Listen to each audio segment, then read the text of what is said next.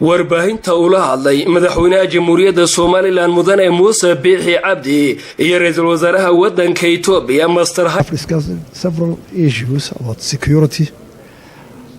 economical development cooperation of our countries, political issues on the Horn of Africa, especially between our two countries, and we are very thankful for his welcome and cooperation with our two nations. We discussed on issues of security because we believe that Ethiopia's security is security for Somaliland, and Somaliland's security similarly is that of Ethiopia. We started to work to develop